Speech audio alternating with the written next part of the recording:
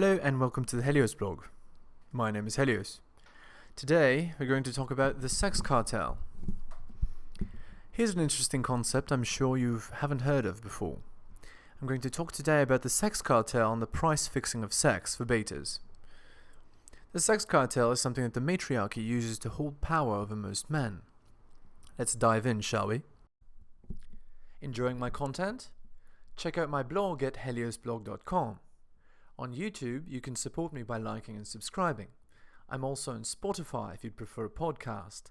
If you're interested in my books, The Strategist Guide to Seduction and Quotes to Live By, they're available on Amazon. In addition, you can follow me on Patreon at theheliosblog for exclusive content. On with the show. The Matriarchy. Before we talk about any sex cartel, we have to understand the Matriarchy. The Matriarchy refers to the women who rule over us. The Matriarchy is our parents, pop culture, our teachers, etc. They all teach us that women are to be treated as above men. Women are not to be criticized and are to be listened to, especially when it comes to relationships. Of course, this applies to sex as well. Betas and sex.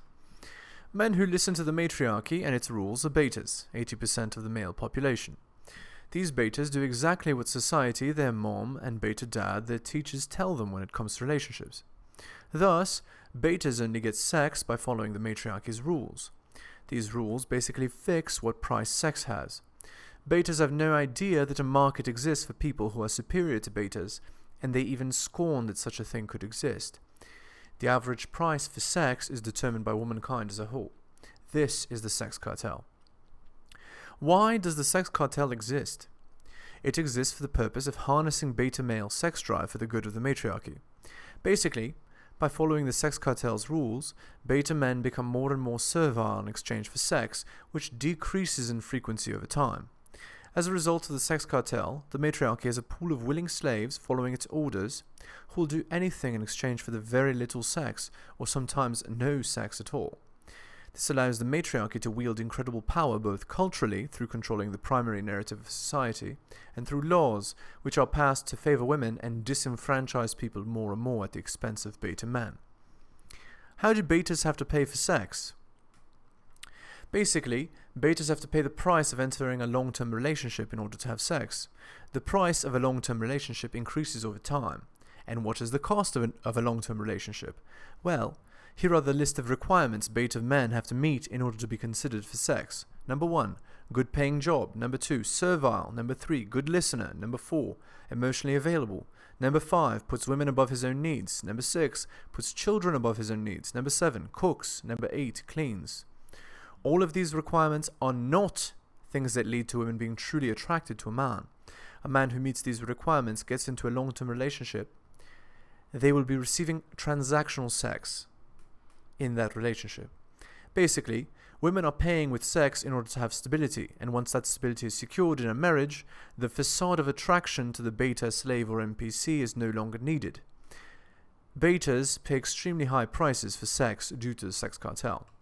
How much do alphas have to pay for sex? Alphas, who are playing a completely different game, don't have to pay practically anything for sex. They have sex on tap and it's not transactional. Women fuck men they consider to be alpha just for the pure enjoyment and validation of knowing they have the opportunity to be with an alpha man. It's quite different the sex that alphas and betas receive. Because the betas pay such a high price for sex, alphas can afford to pay nothing.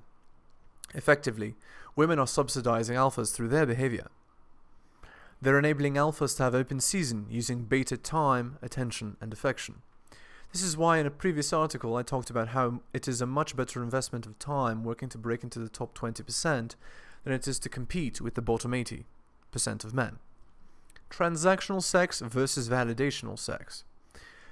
Women have transactional sex with betas, basically prostitution, which they hate, and validational sex with alphas as a thoroughly enjoyable experience. Men should aim to break into the bracket of men that receive validational sex.